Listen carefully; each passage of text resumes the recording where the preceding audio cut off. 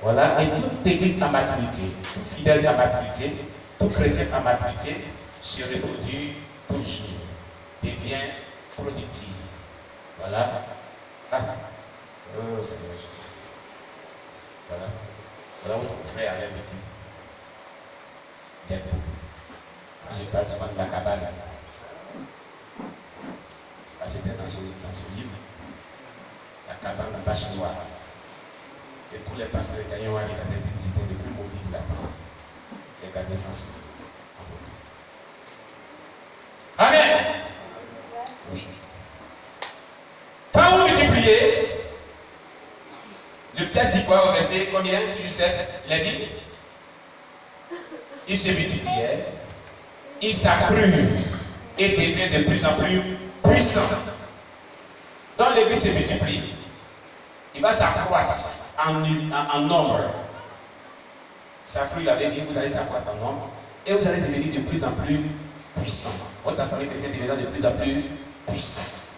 Cela passe par le thème qu'on a employé, on a débuté hier, la loyauté et non pas la déloyauté.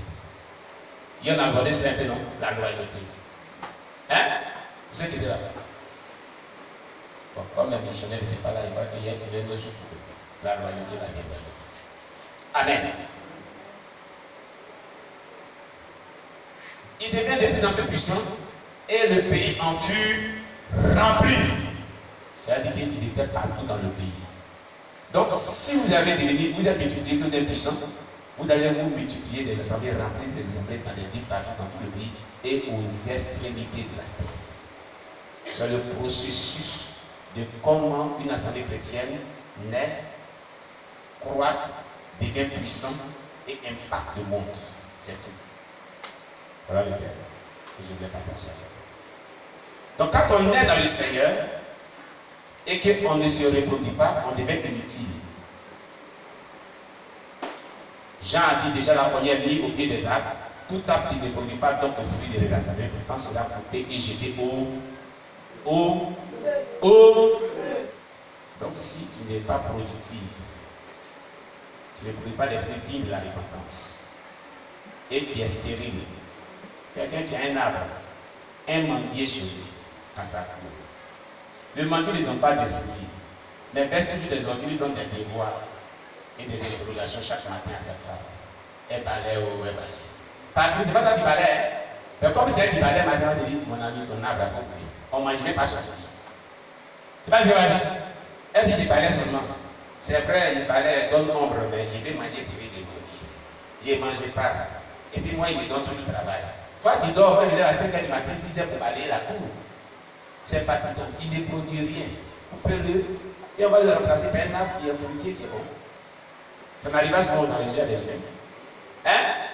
Donc si vous êtes des chrétiens qui le disent, Dieu coupera, vous jettera dans le feu.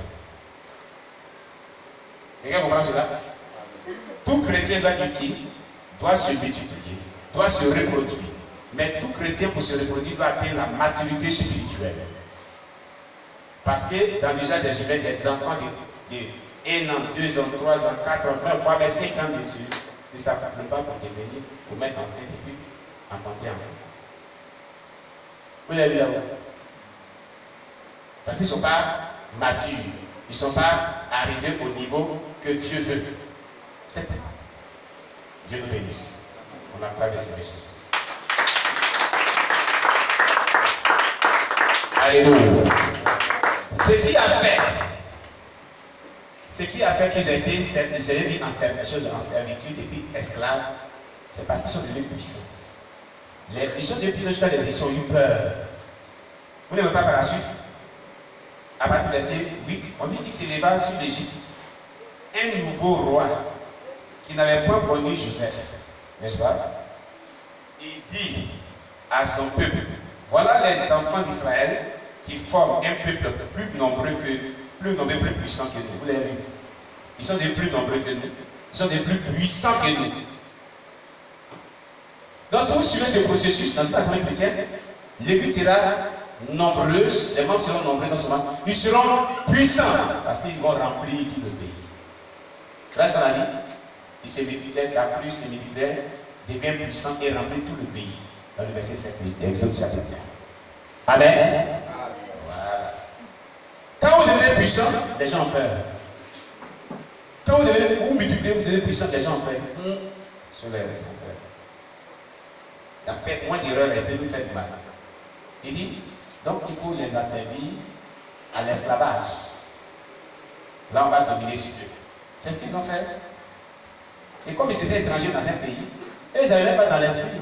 Ils font du mal, les Israéliens n'avaient pas dans l'esprit, ils font du mal à qui qu'ils soient. Mais comme c'est un peu païen, ils avaient peur. Donc, ils ont dit non. Si un pays vient nous attaquer, ça peut s'appuyer sur eux pour nous faire du mal. Une guerre se gagne, comme on l'a vu hier dans loyauté et déloyauté, par des traîtres qui sont dans le camp adverse. C'est tout. Toutes les guerres qui ont été gagnées là, c'est comme ça les gens. Il y a eu toujours des traîtres qui sont tous dans le camp adverse. Ça s'appuie des déloyaux. C'est comme ça. On a vu hier qu'une église qui vit dans la justice, dans le passage sur la justice là cet été, les attaques de l'extérieur ne peuvent rien le faire. Satan écrit toujours quelqu'un de l'intérieur plus proche de lui pour la terre. C'est tout. Là, ils ont vu la déloyauté. Hein? Que Dieu vous bénisse. Je vais m'arrêter là. On va prier en fonction de ce message. Amen, amen. Gloire à Jésus. Disons merci à Dieu pour la parole de Dieu que nous avons vraiment reçue. Prions le Seigneur. Éternel, merci pour ta parole qui est vie et esprit, pour la source et restauration de notre foi. Nous te rendons toute la gloire. Père céleste, bénis ta parole. Que toutes les choses spirituelles qu'on a tirées de ce message puissent nous faire du bien. Au nom de Jésus Nazareth, aide-nous à mettre cette parole-là en pratique pour la seule gloire de Dieu. Béni soit ton nom, notre Dieu. Au nom de Jésus, nous t'avons prié. Amen. Amen. Acclamez le Seigneur Jésus. Gloire à Jésus. Je vais 5 personnes. Mais comme on a vu, qu'il soit bref. On nous dit ce qu'ils ont retenu, ce qui les a marqués, ce qu'ils ont compris. Amen. Ce qui a touché les cœurs. Chacun a 1 minute, 1 minute, 1 minute. Qu'est-ce que tu as compris? Oui, on acclame le Seigneur Jésus-Christ, la seule espérance. Gloire à Jésus. On va nous dire ce qu'il a beaucoup marqué. Ce qu'elle retient.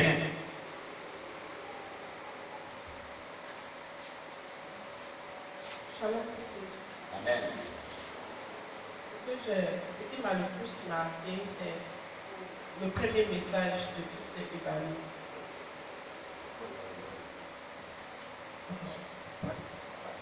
C'est le premier message de Christ évanouie.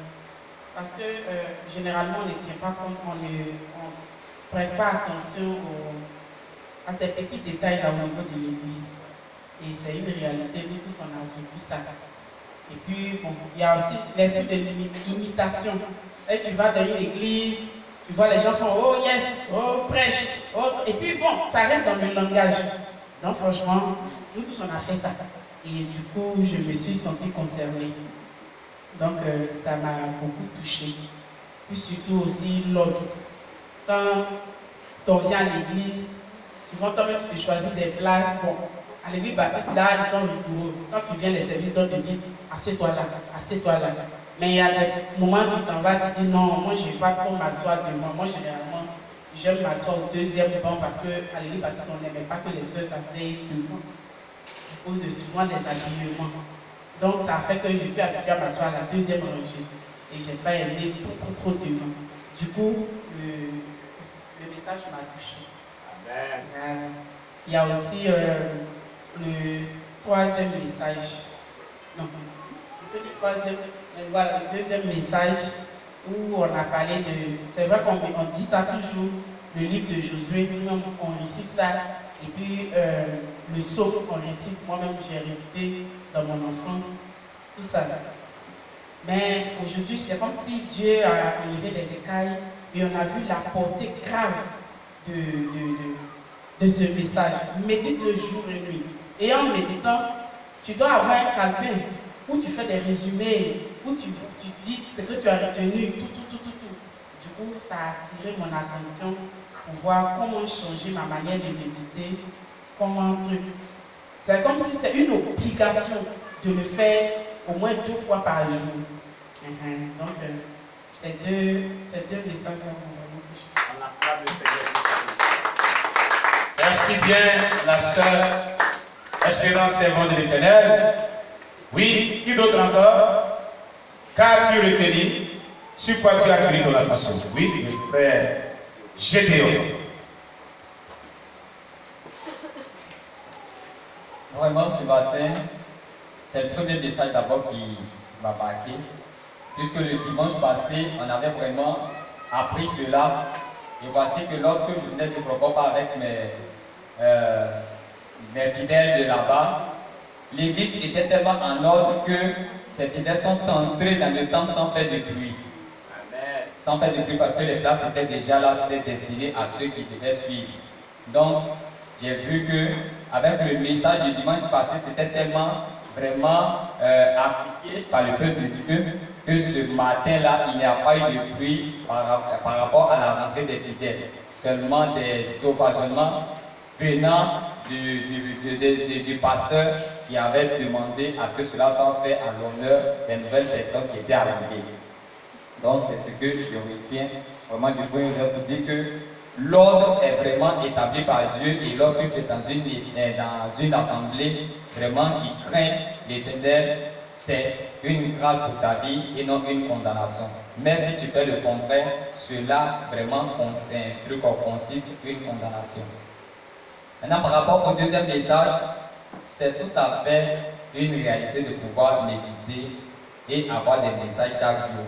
Je me souviens lorsque j'ai été à Broukro avec mon missionnaire toujours, lorsqu'on venait d'évangéliser le peuple de Kassassou, on partait au culte, on partait surtout pour s'apprêter, puis le prophète a dit que vous qui venez d'arriver là, c'est vous qui allez donner le message de ce soir.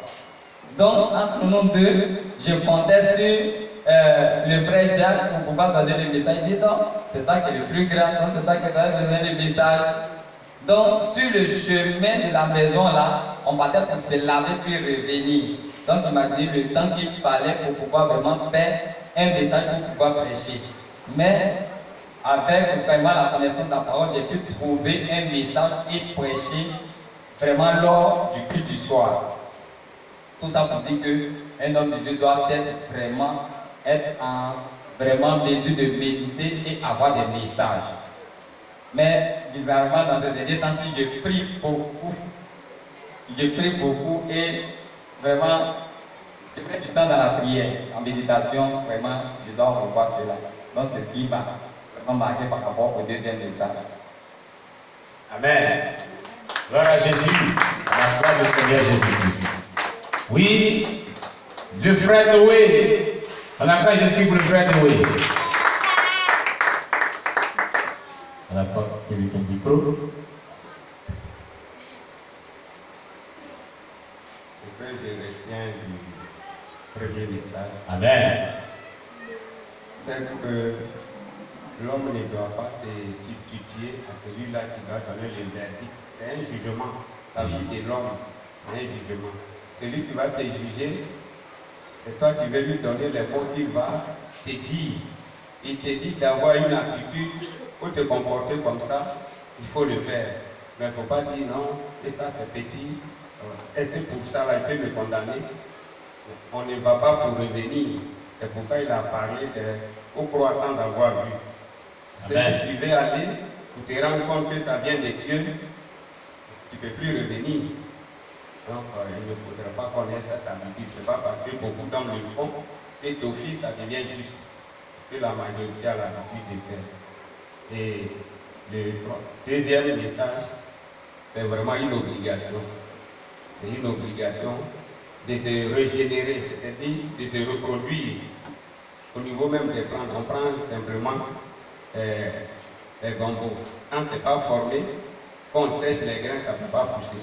Donc quand tu deviens mature, ça veut dire que tu peux procréer. Et donc, ce que tu procrées prolonge ce que tu devais faire, c'est ta continuité. Donc, je crois que ce qu'il a dit, on doit le faire. On a beaucoup d'éléments, c'est à nous de les ordonner. les cours de la semaine qu'ils donnent, c'est vraiment de les ordonner et puis nous mettre beaucoup dans la prière. Parce que c'est dans la prière